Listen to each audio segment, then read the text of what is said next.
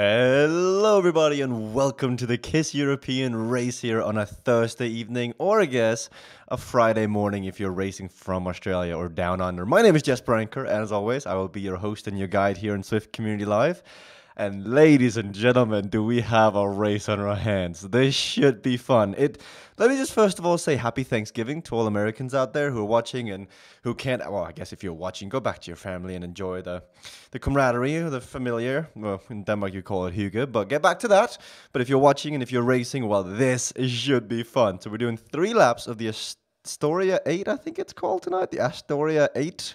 You can correct me if it's wrong. I think so. I looked it up on Swift Power, but for some reason, Swift Power won't show me the course detail. It won't show me the name of the course. I believe it's Astoria 8. I've got the chat open, so you can actually correct me if you want to.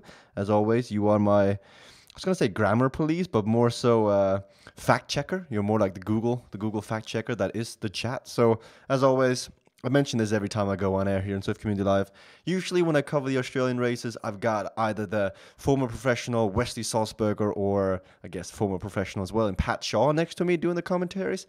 But ever since I picked up the more European, the more Northern Hemisphere races, I've been on my own. But I've been saved by you guys once or twice in the past. So please do say hi if you're in the chat. So let's just give a quick shout out to everyone who's watching and being active in the chat. I see Anthony Porsche is here, Björn Ossenbrink is here, Anson Brooks, Glenn Tyerson, Chris Pritchard, Jamie Woodward, and Mike Davis Sr. When in 5 seconds we get underway. Now, you're going to have a good time seeing who's actually made the start list tonight because it is stacked. Like, it might be Thanksgiving in the US, but that means that Europe has come out to play, and especially Australia. So first of all, looking at the front, we have 2017 Swift Academy champion Ollie Jones, who has dimension data for Quebec in his name. I believe he still rides for the Continental squad until the next year. So Ollie Jones has made it to the start line tonight, and amongst the action as well, and if you don't know Ollie Jones, this man is a machine. He's a monster. He raced the Swift Australian E-Crit in 2018, the same year he won the Swift Academy. And without a shadow of a doubt in my head, he would have gone on and perhaps even have won the overall E-Crit. But the fact that he is a Kiwi, he's from New Zealand, eliminated him from competition. But nonetheless, he was still invited out to the live finale in Melbourne. Ollie got to meet everyone, got to say hi, got to watch the racing. So, and in the end, he won Swift Academy. So the virtual efforts did pay off. Looking amongst the action in here as well, there's a gentleman in here who I promised to give a shout out tonight, and that is XCOMI Games participant on the track who says he's from Scotland, but I see his flag is the Union Jack, Mr. Chris Pritchard, who's currently number 1 in the race. He's in the front of affairs. So Chris Pritchard and I, we do a podcast together on the off and low. But Chris Pritchard usually races in the B category. His FTP is not higher than 4 watts per kilo, or otherwise if it is, you're sandbagging Chris. But Chris did say, Jesper, if I race in the A category tonight, if I self-promote myself into a higher category, just for the sake of it, will you give me a shout out? So from the bottom of my heart, and everyone out there watching Chris Pritchard, I think everyone just says kudos, right on, well done for upgrading yourself. Now hang on for dear life as we race this course. This course is primarily flat until we come to a twister in the middle, as I think we dubbed it yesterday morning for the morning grind fundo. You go flat, and then if you look up on the top right-hand side of the screen, you'll see the map. And this is where we've got the one incline. It's 11 kilometers in total, 3 laps. We're looking at 33 kilometers of racing. I will get to the chat. I see a bunch of people are in the chat right now interacting and everything, so I do want to get to it. But first, let's just give a proper shout out to those who have taken up the baton and chosen to race tonight. We also have Björn Ossenbrink, who races for Washed Up Racing. I believe he's German, but I believe Björn Ossenbrink actually lives in Canada with Stephanie. I could be wrong. I also believe he is involved in the new Siva Set initiative that's happening in the Swift community. So right on to him. We've seen, I did see Gavin Arbor in amongst the action. We also got Mike Davis. Mike Davis is known for his CVR World Cup achievements, where he qualified for Los Angeles. He couldn't quite make it to the elite finals, but he did get to the performance finals, where he helped his teammate Greg Ambrosine of Team X to a very solid second place. I think it was, or first place. I can't actually remember the result. But nonetheless, Mike Davis, on a good day, has got a good sprint on him. And, I mean, this course should fit him. He's got a teammate in the race tonight. I do believe in amongst the action somewhere is Søren Bay, who's always a pre-race favorite. But there's so many names from the start list tonight. It's going to take me a minute or two to get through all the action, all the names that have actually decided to show up tonight. From Dig Deep Coaching, we've got Mr. Fleeman, who usually when Nathan does the commentary on the Tuesday night KISS races, you always see Dig Deep Coaching up near the front. Looking further down, and this, ladies and gentlemen, that C, that big set, or however you want to pronounce it from where you are in the world, that is no coincidence. This is Tom Hargreaves. So Tom Hargreaves is in amongst the action tonight as well. He qualified for the Swift E-Crit in London about a year ago, and he, in fact, works for Swift. I believe...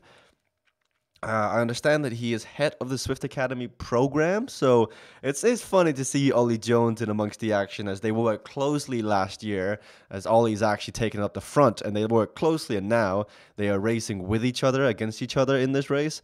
We've also got none other than Alex West of Team Aussie Hump Day Ride, and if that name, if it seems to ring a bell for you, Alex West, just think, what have you seen recently on every single social media platform? Where have you seen this name? Oh, right. Swift Academy. Alex West recently was in the Swift Academy finals with Ollie Peckover and Martin. I'm not even going to try to pronounce his last name, but he ended up winning Martin. Alex and Ollie came second. So it looks like we've got two disciples, Alex West and Ollie Jones of the Swift Academy program, racing, which is essentially, I guess, would that make Tom Hargreaves the Yoda of Swift Academy, and this the Anakin and Luke Skywalkers?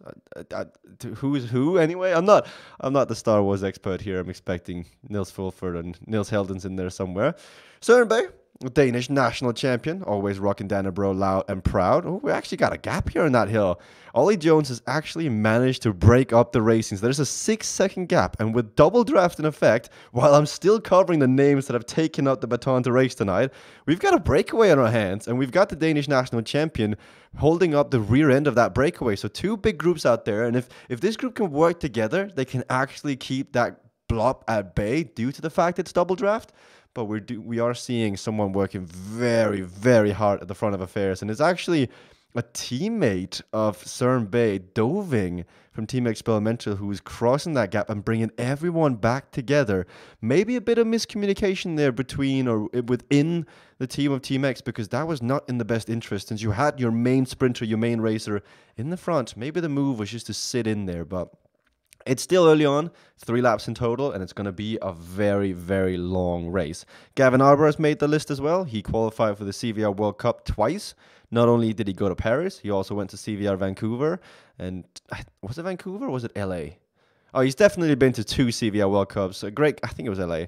Great guy, great racer, races for Innovation Cycling. They've got James Phillips, who's also gone to a CVR World Cup, and they've also got Stevie Young, who likes to kiss his pythons, who've also gone to a CVR World Cup. We got Mr. Merritt in here, who, if you've seen one of the... I'm just going to keep rambling on, because, I mean, this start list is so packed tonight. Eventually, I will get to the racing at hand. But first, I mean, there's so many names that have decided to show up this Thursday evening and race. They've decided we don't care about Thanksgiving turkey. We don't care about Thanksgiving football, even though I'd like to watch Lions versus Bears right now. But there's a lot of people on the start list tonight. I saw MD of BRT is in here as well. He's familiar to Swift racing, but I think we're coming to the end. Oh, let's not forget Killam.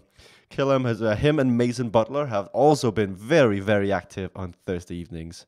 But yes, now breathe. That felt like 6 minutes of just running through every single rider on the start list. I can go on because I see Thomas Mueller in there as well of Ruhr Riders. I think I pronounced that one correct, as I've been getting some stick from the Germans, so I'm mispronouncing it. Steve Young is in here as well. So we got FD Evola from he's actually is he Siva X approved, or is it still SADA approved? I'm not sure. He's approved. You can go above 5 watts per kilo. Hargreaves is making up the end. Fleeman's been dropped. Lecoq has been dropped.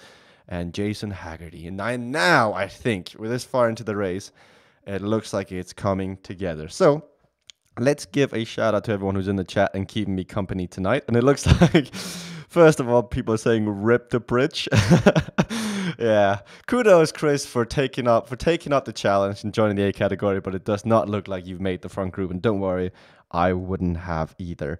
Old Fat and Slow says, I've been listening to your podcast. Chris's Pritchard is very entertaining. Well, thank you very much, Old Fat and Show. Will Butch says, hi, Jesper. Hey, Will. Victor Lundquist says, Pritchard the Beast and Feasted. There's a lot of love for Pritchie in here tonight, so congratulations. Is this more entertaining than MasterChef Professionals? I don't know. James Hodges says, double draft is the sprinter's cake lover's friend, though. Should survive. We'll see. Especially, I haven't raced a double draft race yet. I've just commentated on every single one. I never seem to be able to pick up and actually race one because I've been allocated race broadcast time instead. So I'd like to try one day. Where is Johnny Rocket? I don't see Jonathan Giron anywhere. I don't think he raced today. We got Quintamone saying hi. We got Ulises saying, what cat is that? Which category is this? This is the A category of racing. So when you watch my colleague and my good friend Nathan Garrett stream, he's got the ability, he's got the hardware capability to jump between the A's, the B's, and the C's, and the D's. And I know my good friend Martin Bjorvik gave me some stick earlier today saying, because I put out a post on Swift Rider saying, put down the Thanksgiving dinner or turkey. Please come keep me company. Because I was afraid no one would actually tune in today because it's such a big holiday. So I just thought it'd be me. But looking at the start list, looking at you guys in the chat, it looks like I have some company for 40 minutes of racing today. But yes, Martin Bjorvik said, Jesper, why don't you do something totally radical? Stream the D-race. The guys I used to call snails back in the day when I used to be one. Shout out if you remember hashtag snail alert, all respect. But yeah, I totally wish I had the capability and the broadcasting tools to go through every category and give the proper shout outs, but fortunately that's not at my disposal. Kim Lill is saying, Steve Young for the win. He PM'd me earlier for the sprint tips. For some reason, I doubt that. I really doubt Steve Young would ask for advice, even though Steve Young is great and Kim Lill is as well. Mason Butler's tuning in. How come you're not racing tonight, Mason? We got, so at the back of the group now, it looks to be about, if we look from above, that is above. Too many trees in Central Park. Looks to be about 25-man big, 30-man big. You've seen the lap now. It's primarily flat, except for that one bit where Ollie Jones lit it up. But if I was Tom Hargreaves, I'd be a bit careful being this far back on double draft, because we've seen this with Lionel Vujasin. We've seen this with Johannes Herman. Once you're out of the double draft, it is so difficult to get back on. Like, it's literally like cycling in quicksand. Like, you're not going to get back in there, because no matter how big of an ability you push, and no matter how big the effort you put into it, it just feels like you're going nowhere when you're out of the blob, out of the draft. Even more so when it's normal draft, or just draft, I guess. James Hodges says he'll need to win to take back #1 spot on Swift rankings. That is actually a controversial subject, James Hodges, as I see Casey Shum is also tuned in. If you don't know this, and if you're an avid Swift racer, I definitely recommend heading over to Swift Power and opting in. That way your results can be saved and you can analyze them and you can see people you race with. One of the greatest new features that has been added to Swift Power is the Nemesis, Friend, and whatever else, Victims, I think there is. No surprise that my biggest nemesis is James Hodges, because he just tears me apart. But you can actually see riders you've raced with a lot, riders you've won against, riders you've lost to, riders you raced with and placed around, and it's really interesting. And a new initiative, or at least a refined initiative on Swift Power, is now official rankings. They now calculate a bunch of different variables, and they come up with an official Swift Power leaderboard, or Swift Racing leaderboard.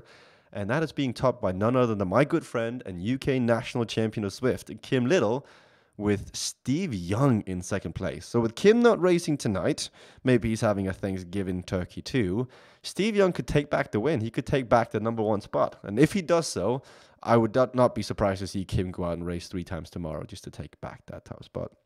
Johannes Herman is tuning in as well. Hey, Johannes. Good to see you tuning in, my friend. Shame you're not out here racing. We've been accustomed to see you racing. Maybe the Tuesday night GZN race did you drive, because that looked like quite a lot of pain. But as we're coming to the end of the first lap, we're coming to the torture. I, as always, have got myself a cup here, or a mug. It's not quite the Cycling Hub mug today, as every Cycling Hub mug is in the wash, which I should really do the dishes. But I've got myself a mug, and it says A on it. It's got coffee in it. Yes, it's been a long day, so I will take a swig from my coffee. if you're racing right now, if you're tuning in or whatever you're doing, go make sure you have yourself a beverage, whether it's a soft drink, whether it's water, whether, I don't know what else you're having. Take a swig of it and we can all do it together. And that way we can all stay hydrated, because that's always what's important in racing. So cheers, everybody. Happy Thanksgiving, and let's hope this race takes off. Chris Bayless says watching the race on 2 different streams. Let me guess, you're watching it here and then you're watching Chris's point of view. If you are watching Chris's point of view, please do keep active in his chat and encourage him and etc. But I think something that's not really been touched on too much about from the Swift community, at least, is the Swift Academy.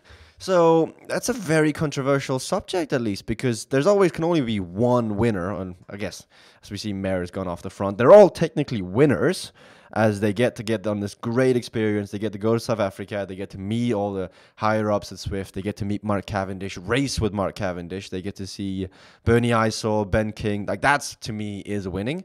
But at the end of the day, only one rider can win the contract. And to many, like, to so many people that I spoke to, they said, I think Ollie Peckover is going to take it. Ollie just seems really, really strong and really keen, and he's a great voice in the community. And then some other people I spoke to down under, they're like, Alex West is a monster. He's a beast. He just does everything as a domestique. His results may not have been there this year if you look on the palmarès, but this man is just consistent. And I mean, yeah, he's just really, really good. But then there's also Martin, who has been covered a bit before by the hipster cycling media. As we come up to the torture now, you'll see this is where the finish line will come 3rd time around. Everyone who hasn't got an aero power up is now popping their featherweights, their draftings, in hope of getting that aero power up, because they know at the end of the day that's what it's going to come down to. But hearing around, everyone was like, yeah, Ollie is strong, he's great at time trials in the UK. Alex is really great domestique, he's got an insane FTP. And then Martin, the hipster media, like I think it's Inside the Peloton on Twitter, I've already discovered and done interviews with, and it was really tight. And from the outside looking in, it was really difficult to know who was going to win, because the only thing we had to go with was the Alpe d'Huez Swift Challenge, where it was Ollie Jones, who the majority of it was leading. Ollie Jones, of course, wasn't competing, but he was last year's winner, and he chose to show up. And at the very, very top, I think he got the cone of shame. I had to do another stream at that point, so I think I missed it. But yeah, he got the cone of shame, and then what happened was, further back was Alex and Ollie, and they were going toe-to-toe. They were trading blows like they were Mayweather and McGregor. Maybe that's not a good. Mayweather and Pacquiao, I guess, is probably a better analogy, a better comparison. And then Martin was just having an off day. And looking on the outside in, that was the only tangible asset we could actually look at and draw a comparison between the 3 of them. So when they announced Martin to win, everyone was like, "Okay, what? Martin?" And like, no disrespect to any of them. It was just the way that results were published and how it was all handled. It was really interesting to see. And from what I hear, like, Martin the next day after the Alpe d'Huez Swift Challenge went out to the road with Ben King and really redeemed himself, and apparently had a bad day on the turbo trainer. And we can all relate. That can all happen to everybody. But I'll admit, what I thought was going to happen, in my head, I thought this great idea, because I'll just say this. I had no impact whatsoever in the Swift Academy. I'm Jesper Anker. I'm just here doing the commentaries, and I would no way whatsoever work for Swift. But I thought they were going to give it to Alex West and Ollie Peckover as like a 2-up contract, as we see Ollie is going on to the attack again. And then when they throw a knuckleball when they announce Martin, and Martin looked like a great winner. I mean, he had the enthusiasm, he's young, he's got the potential, and it looked like he meshed quite well. But that, in baseball terms, is a knuckleball or a curveball or a 12-6 or a backhand curve, or I don't even know. I mean, that was just, wow, congratulations. But I think that one, that would be fun. That would be fun to have, like last year they had Francis Cade vlog the entire experience, and you can kind of see Ollie Jones let go of himself and see the real man, or not the real man, but, you know, they're cyclists that are so mechanical and they're so set in their ways, and they're very, on the bike, it's like, you're just pedaling, but off the bike, you're a human too, and that's some aspects you can't quantify. And it's just, I could ramble on. This just fascinates me, but I'd love to hear what you thought as well. So now we're entering the second lap of racing in the KISS race tonight. So we got Gemma Anker saying cheers. Cheers, Gemma. I hope you've got a great drink in your hand. Chris Bayless says, oh yeah, I'm watching both. Callum Ellis says, could I buy the Swift Academy jersey? all the Strava jerseys. I'm not quite sure what you're referring to, but there is a Swift shop now. So it's not the marketplace, but Swift have announced or have released a shop. It does seem catered towards North America, but if you're in Europe, you can still buy it. But do be prepared that you have to pay a bit of a shipment fee. But I gotta say, they've done a great job on the designs of the shop. I mean, the t-shirts look great, the running tees are great, the socks are cool, the jerseys. Oh my God, the jerseys! I'm currently wearing a Swift t-shirt and a Swift hoodie that I've been so kindly given over all the events I've done with Swift. And I can say they're really high quality. So yeah, if you're looking for a Black Friday, well, I guess they don't do discounts. If you're looking for a gift for yourself or a Christmas present, that might be something to look into. Who wins, says Johannes Herman, beat one beer in Davis. Who would win, Jesper? Who wins? It's too early to tell. We got to go one more lap in and see what happens. But it looks like we're coming over the bump again now here. We're going up towards the front. On the front of the affairs, it's Killiam of Washed Up Racing. We got Alex West, Gavin Arbor, MD. The thing about this course, David Christmas, can you buy level 26? If only it was that easy. Jesper, can you please shut up? I can't hear Chris over at YouTube. I'm sorry. You can always mute me if you want to and just listen to Chris. I don't mind that at all. That's okay. It's your preference. But who would win? I don't know. This is the thing with this course and flat racing with double draft is that drafting, quite coincidentally, becomes a lot easier, at least from looking in at it. So we're going to have to start measuring up the sprinters. Like, Ollie Jones will throw a spanner in the works. He will try something at some point. I think Alex West will too. I'm not quite sure how strong of a sprinter they are, because if it comes to a sprint, you're looking at a Steve Young, who is by far one of the strongest sprinters on Swift right now, followed by Kim Little, followed by Greg Leo. Looking further down, Killam will try something. Søren Bay can sprint on a good day as well. Bergen is a steady effort climber. They're going to have to try something because, like, I don't know. I kind of feel like a broken record. I find myself saying this repeatedly on broadcast. Like, you've raced so often. You know Steve Young will take you in a sprint. You know Innovation Cycling will try and tee it up for him just to do everything in one big effort at the very end as long as he stays on a turbo trainer. You've got to try something. You've got to really just let it go. You've got to just attack. Just relentless, just go and go and go. And we're seeing that happening from Ollie Jones in this race. And this was somewhat his trademark. So when he was racing the E-Crit, he was known as the Bumblebee because he had a very, very fluorescent yellow and black kit. And he would just sting repeatedly in races again and again and again. He was just relentless. He would always go off the front. He would always try to break up the racing.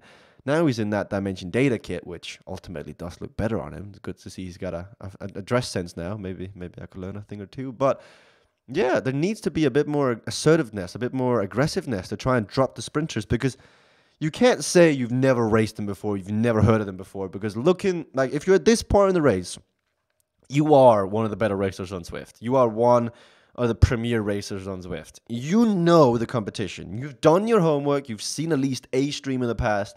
And you know Innovation Cycling will be trying to tee up Steve Young. You know TMX will try to tee him up or tear up Søren Bay. Are you content with coming fifth? Are you happy with coming sixth? Try and just give it everything. Pop that aero power up at the right moment and then attack over the top. There's enough people in this race with similar, as we see Jay Irie from Czech Republic popping an aero power up.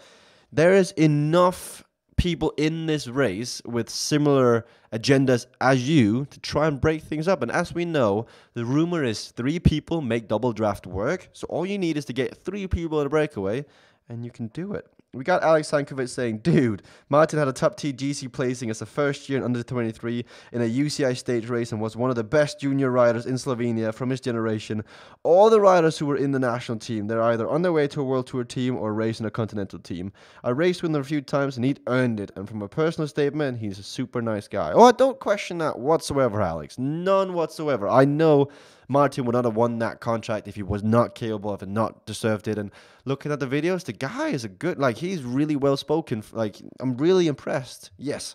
And his results are there. It's just so tough. Like, because the thing is, you make one guy's dream come true, but you also break 2 hearts. So it's like, yeah, I have nothing to go by, Alex. I'll take your word for it, and it's okay. But I've never met either of the 3 guys. This is just from an outside looking in and following very intently. to see how Swift have promoted the Swift Academy and the great videos with Matt Stevens produced by Corin Walter. Like, they're top-notch quality, and either of them could have won. It could have all been great, but you're still going to break two guys as hard, and that's just competition. That's just cycling. You got 98 people starting for a stage in the Tour de France, but there can only be one winner. I mean, it's not. Cycling is not an odds game. It's not a game you want to play if you would not like, I guess, the odds. So, looking at the racing though, 33 kilometers in total today. We've done 18 kilometers already, and we've got all the big hitters in here, and it's a bit, just looking around, I mean, the pace is high. If we're looking at Swift Power, the average watch from some of the riders is around 4.7, 4.5. So to say it's not aggressive, not fast, would be incorrect. They're definitely up there. They're definitely churning out the watts, but we're lacking that team effort. We're lacking, like, it is interesting and kind of funny how one of the newest initiatives to Swift Racing, which is the Fusion Esports cycling team, powered by Wahoo and SIS, is one of the teams that's got their act most together. Like, they seem to show up to every race together and in numbers, and they try to somehow animate the race together and just put their name out there, put their sponsors out there. And it's funny because they're so new to Swift as a unit, but they seem to have raced together for years, the way they organize their efforts in Swift races. And if you look at the stables of Swift Racing, if you look at the Team Visions, the Team X's, like, where are they? What's happened to them? Like, why are they not, like, it may just be that there's not any race series on to incentivize team racing like there was with the Wahooligan League, which was great to watch. But Team Vision is non-existent. Like, Team X, yeah, they show up with Søren Bay, but it's not like the old days where they would show up with six riders and really go for it. Team Draft, yes, they do it in their morning grind fondo. Team Poland, I haven't seen much recently. I mean, it's just interesting. It is an interesting trend in the Swift racing community that if you don't have that carrot to chase, it'll just be scattered and everyone will be using the racing as workouts. Alex Sankovic says again, yeah, it's not fair, but West also wrote for a very good development team in Italy this year. The same team that the Marquis and Matteo Fabro turned pro, but I agree it's kind of not fair because all three are super strong. And let's be honest, Alex, at the end of the day, they've all had great advertising around them, because I am 100% certain that other teams will be watching the Swift Academy videos, will be tuning in, will be interested, because it's free talent scouting if you're another team, another development team. And I did see that Swift Carbon Pro Cycling are now popped up in the UK, and I had a quick look at who they were following, their Twitter account, and a name came up and it was Ollie Peckover. So maybe Ollie is heading to that new UK Continental Racing team. That could be happening. But at the end of the day, all three racers, all three great guys, they got the best advertising piece for themselves and from their own brand through Swift Academy. So you may not have won the contract with the Dimension Data Continental team, but at the end of the day, there will be a lot of people out there, a lot of high-ups and other teams that will heard your name, and they will see it as, if Swift considered you, then maybe at least we should just give you a try as well. So I'm sure it's not the end of Alex West. It's not the end of Ollie Peckover. Their journey continues. It just won't be with Dimension Data Continental. Peter Campbell says, weird that sim car racing also has this discussion. Pro Formula drivers racing attitude is the same. Bring them on if it was good enough to be at that level. It is funny to see how, yeah, I'm not religiously following the Pro Formula 1 drivers racing or whatever, the sim car, but it is funny. I've seen some of the rumblings in regards to that, how like they're doing a talent program where like McLaren had a talent program very similar to Swift Academy, where you raced on their ultimate racing rig, the simulation rig, and then you could qualify for a spot in like their Formula 3 or Formula 2 team or whatever it was. And it's fun to see where this is heading as a guy who's grown up with esports and is now on the like in the middle of the boom, which is quite fun to see which direction that takes for Swift. And I do see we have 65 people watching tonight. I do appreciate that you guys are tuning in and watching, because I understand it's not the most explosive, not the most entertaining race to watch tonight, as we're watching the story at 8 cores. It's primarily flat. We're coming to the sprint finish again, and it's, I mean, except for Merritt, except for Jones, there hasn't been that many people willing to light it up tonight. It could be the fact that it's a cold Thursday night in most places, but Merritt is really giving it some. So it's trying with a featherweight. Nobody really took the bait from the peloton. He's out on his own, and I think it's just a matter of time before he gets reeled back in. But we're approaching the final lap of racing on this course. It'll be interesting to see now where this goes. This is an interesting course. Is it reverse? because last time they came up the torture, but I don't think they'll do that this time around. This could be a really interesting course because I'm looking at the top right hand side of the screen, and this does not seem to be a loop. I could be thrown at a complete like off ball here, but I'm looking at the course and I'm looking at the way they've been riding so far, and by my estimation, when they get to that finish line, that should be it, shouldn't it? I mean, I can look it up again, but that means I can probably get my phone out and look at it. Could you help me, guys? Because I'm looking at this now, and it doesn't. Oh, they're coming down and then turning left. Oh, this is why you should do your homework, Jasper. This is why you should race the course you're commentating on. So I think they come down here, then go up the torture. I was looking at the map, and I was quite confused actually, because this is the thing with new courses on Zwift. There's only limited races on every single course initially. So if it was a course on Watopia, yes, I'd know it like the back of my hand. If it was a course in London, yes, I would know it inside out. Innsbruck, I've never really watched a race in the big hill. I haven't seen that many people go up the big mountain. New York, I'm still learning. I'm still learning the ropes. But now I do recognize it. I do see it. Now we're coming up to the final lap of racing. So yeah. Just bear with me, everybody. Last lap of racing now as we're coming up to the torture. That will be it for the Astria course today. This has been interesting so far. So now, again, you're going to see featherweights being popped. You're going to see draft power-ups being popped. All hoping to get that aero power-up. And this is a discussion I've had with myself. And yes, like Chris Haskell, like Nathan Guerra, I do have discussions with myself on the down low. Aero power-ups are powerful, like really, really, really, really, really powerful. Like to the extreme where you're like, if you don't have one, you might as well try a totally different strategy.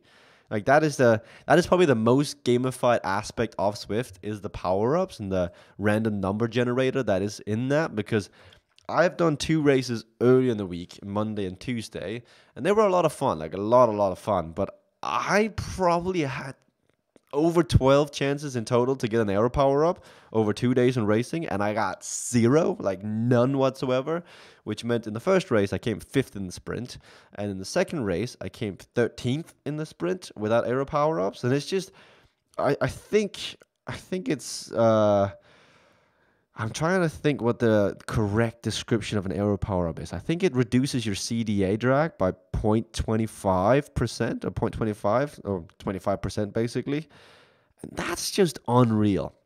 Like that is powerful, very, very, very powerful. And if you haven't done a Zwift race with power ups and you haven't had an aero, more so than ever, it just feels like you just out of a chance without an aero power up. And I think that is what's happening in this peloton as well. Everyone that doesn't have an aero power up is literally just emptying their pockets like it's the feed zone, like it's a trash zone, hoping to get that aero power up. It's a bit like when you see your Sonny up the road and you're like, oh, I hope there's a good Rice Krispie treat in there tonight or some Haribos or something. But instead, you just get rye bread. I don't know why they would give you rye bread, but that's the analogy at least.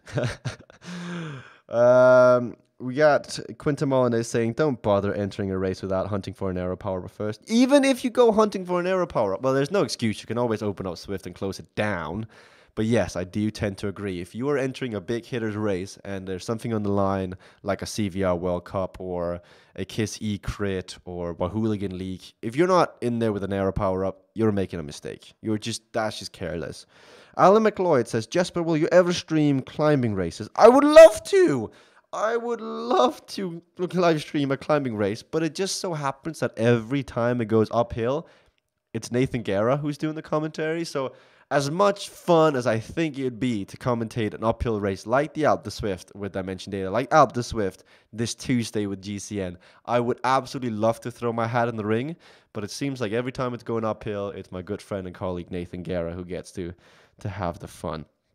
Marshall Wozniak says, Legend says there are climbing races in Zwift.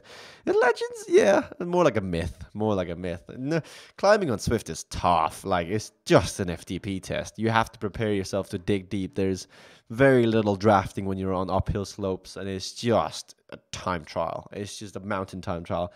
They hurt. I tend to make a mental note to stay away from mountain races. I do prefer an effort, a sprint race, a race more like a crit like this, where you would have some downtime, then you'd have some peaks and power and come back down and then unleash everything in one explosion near the end. But I see we've got 72 people tuning in. Some may not have toasted the first time around or cheered, so everyone is tuning in. I know we may not all be American. I'm definitely not American, but there might be some racing tonight. There might be some also listening. So I just want to say happy Thanksgiving.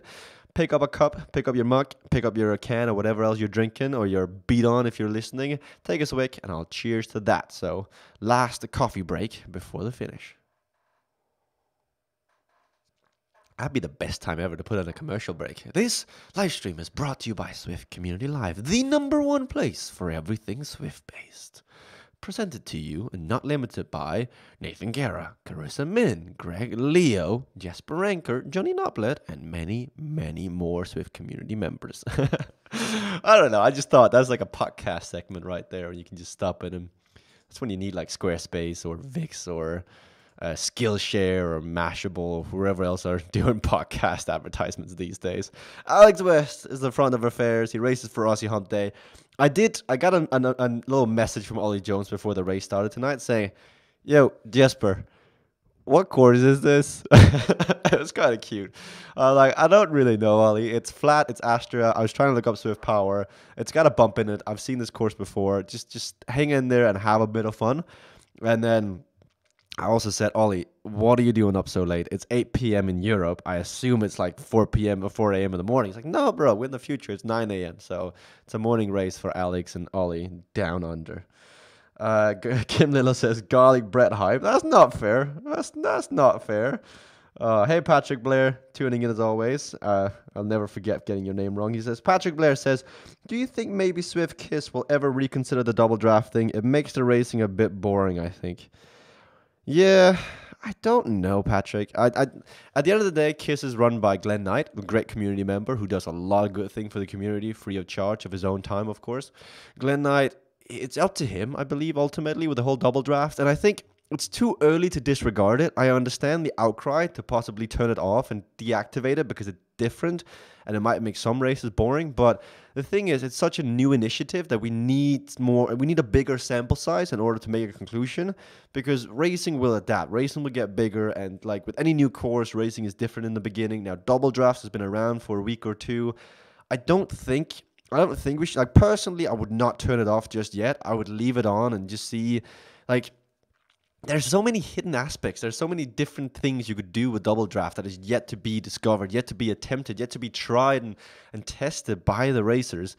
What happens is when you include a new initiative that's so drastically changing to the whole aspect of racing, such as double draft, you'll get a bit hesitant. You'll be, right, I know for a fact I can just sit in now. I've tried it once and it worked. But as soon as somebody comes up with a new strategy, as soon as somebody, I'm looking at you, Jonathan Levy, breaks the algorithm and figures out the perfect setup for like a breakaway or an attack or a way to snap the elastic or the maximum effort you can actually rest, that will all change. So yes, I understand, especially with this race, because I'll agree to you, this race has been a bit on the lower scale of excitement, but other races are not like this. It's not always the case. I think instead of taking off double draft, what I would do is add an incentive. I would probably... This is what CVR World Cup did in Los Angeles when they added, or in Vancouver when they added points classifications in the course where they had like mini sprints and stuff. In real life, you see the Eneco Tour and Belgium Tour do it with the golden sprints. So you have like a kilometer, you've got sprints, you get points, you get time bonuses. What you have to do is, instead of adding more initiatives, you have to encourage aggressive racing. So like Alex West is trying to break things up, but due to the double draft, everyone is just going so fast. If instead you said, okay, at the 29.2 kilometer mark, there's a sprint. Whoever gets there first gets points. Then Swift Power calculates the points. You get a points ranking. Bam. Not only does the finish count, but also sprints along the way counts. And it's like preems. It's amazing. And that has been proven to work with Swift eCrit. It's just been proven to work. It's been proven to work by CVR World Cup. You just gotta reward the racers, and the racers will do the racing for you. Like, it's just a simple concept, but it can go such a long way. And I know you didn't really ask for my 2 cents, but you got them anyway. Actually, you got the whole dime. Patrick Blair says, all my KISS races have been wait for the sprint. I need a new strategy. Yeah, that is just the mentality of racing, though, Patrick. And I do understand where you're coming from, but that's just the mentality. Once you can get enough riders interested in breaking things up, because yes, you can sit in, but if instead of one person, if it just wasn't just Alex West attacking, but Ollie Jones and Fleeman and Arber and Bergen, then it could get away. We saw very early on in this specific race a peloton and a breakaway. We saw a split near the front, and if it wasn't for Doving, if it wasn't for Søren Bay's teammate, that would not have come back. That would not have come back. That would have been broken. Somebody else would have to force to break that back. It was at 5 seconds until Doving panicked and ducked so deep to bring it back. Now, you can actually have a breakaway in a peloton. You can have a legitimate group riding dynamic on Swift thanks to double draft. It may not be the most realistic draft in the world because you don't go 50 kilometers an hour at this wattage, but it does change the way the sprint and the whole thing works. But I'm seeing a lot of chatter in the chat. Talk to Jesper is my goal in life. What gets me up in the morning? Context, Mitch and I live together and work together. Alan McGloy says, what about double draft for climbing races like Swift? Would it make it better? I don't think so. I don't imagine double draft having any effect on an Alpe to Swift race whatsoever, because there's so little drafting to begin with. So if you double something that's not really there, you're not, like, double zero is still zero. So you just, yes, the flat would be easier, but the hill would still just be ones and ones and ones and ones. Patrick Blair says, maybe I need a new team. I'd be a great workhorse. There's several places to get a team. Like, there's Swift Racers, and there's plenty of other places where you can get that if you do want to get a team. Quinton Monet says, what's wrong with waiting for a sprint? Laughs in short twitch muscles. Yeah, there's nothing wrong with it. I do like it, so. We're coming up near the finish, though, I think. Is this the finish?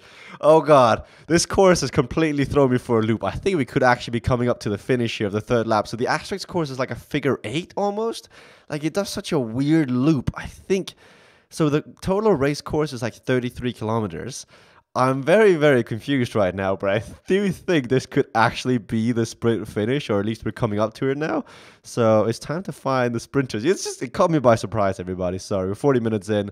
This is roughly where the finish is going to be. They're going to turn left, and I think they're going to start the sprint, actually. So Bergen is in there, Grimshaw is in there, Søren Bay is in there. It's been quite a nice picnic in the park today, but now it's time to put a torch to the blanket. Who's going to take the win on the KISS Thursday night race as they're coming up near the torture now? Are they? They are, right? They're going to turn left and do it. Or not. This course is so confusing. Is that not? Oh my God. If we had broadcasting tools, now would be the time to double down on that, because I am confused. Now they're going that way, so I assume they're coming back around to do it again. It's 35.3 kilometers for the finish. See, that's not fair, because in the event description, it said 33 kilometers. Oh, my goodness. So, James Hodges says double draft. The finish is 50 meters before they start sprinting. That is true. David Chris says Bay is going to win it. Thank you very much. Astroya 8 is a figure 8. Would never have guessed. Go Gavin Arbor, says Scott Andrew. It's a double eight figure. It's confusing. It's really, really confusing. It does not make a lot of sense for somebody who, like, if the thing is, if I find it difficult to follow, I imagine you as a viewer who has got me as the guide. I mean, I highly apologize. I deeply apologize. The lead-in is quite... So that's it. So the racing's at 33 kilometers, but the lead-in is longer, which is what really makes it confusing. So 35 kilometers means we've got 2 kilometers left of racing now. As somebody's bound to light it up. Like, I'm looking at Ollie, I'm looking at Alex. These two rebels, these two rebellions, I mean, they want to try and upset the system. I have a thought, I have an idea, but it looks like Tom Hargreaves has not actually made this front group. So despite coming second in the Swift E-Crit in London and being a strong racer, I think he's coming back from an injury as well, but it looks like he's not made the front group. 90 viewers is tuning in. If you're enjoying the rambling of the Jess Branker podcast here on Swift Community Live with KISS E-Crit in the background. Oh, there you go. Back into the racing. Do hit a like button. Do hit a love button if you want as well. It goes a long way to share a reaction on the stream. More people see it. More people get to watch the suffering. More people get to have fun in the chat. So we're coming back now. So Buy your helicopter tours now. Welcome to your tour around New York with your very useless guide, Jess Franker. Yes, geography and guidance was never really my strong suit, but Bergen is near the front now. We got 1.5 kilometers to go, and we've got a 5% incline on the Astra 8 course. We've actually got an aero power being popped here. Somebody is actually going all in. Come on, Sharon, come on. This is the spirit. Come on, use that aero power up. Break it up. Racing out of OVB. I want to see this happen. Come on, dig deeper. Come on. Somehow, I was going to say 8 watts per kilo could not have been 350. Come on, Sharon. 1 kilometer to go now. 1.3. You can do it. He's got a 3-second gap. That aero power up is running out. We're going to give this man a ride on. This is Peddler de Charme of the day. Come on. I want you in the chat to cheer him on as well. Go on, lad. Come on. I want you all to get behind him. Come on. You can do it now. But it looks like he's going to get caught on the cobblestone roads with about 700 meters to go now as the power-ups are going to be popped in the peloton, left, right, and center. You see aero power-ups are being popped. Ollie Jones is on the front now in that Dimension Data kit. They're going to come down. They're going to turn right. They're going to turn left. Søren Bay has now popped his aero power as well. So has Ollie Jones, but this could be a tiny bit too early now. He's going to take the front, 13.5 watts per kilo. He has snapped the draft. No one is in his draft. It's Killian who's closest. He hits the torch. This is Swift Academy champion of 2017, but Mike Davis with a featherweight is going to come in to a close. No, he's going to take it. What? That instant replay? I have to wait for confirmation on Swift Power. I have to. Where's instant replay when we need it? I think in amongst all that chaos, Steve Young took it actually in front of Mike Davis, the great sprinter from Team X. But I think Steve Young somehow came through that and took the win. I will just tap out of the game real quick and go to live to confirm whether that's actually the case or not. So we're looking at it. Oh my God. Okay, I've got the results. I've got the preliminary results of Swift Power. The time difference between first and second place is 0.05 of a second. 0.05 of a second. Mike Davis of Team X wins with a featherweight power-up, so he makes me eat all my words, swallow them way down. Second place, Steve Young, Ollie Jones, Søren Bay, Tobias Mueller, Nathan Killiam, Alex West, Fabian D, Dan Fleeman, and so on. Well done to Mike Davis, the great sprinter of Team X, once again from California, showing his guns. Steve Young, second place. James Hodges can confirm whether or not that's enough to go to first place. But that was your KISS broadcast this evening. That was fun. Thank you for keeping me company, and one hell of a race, everybody. See you guys next time.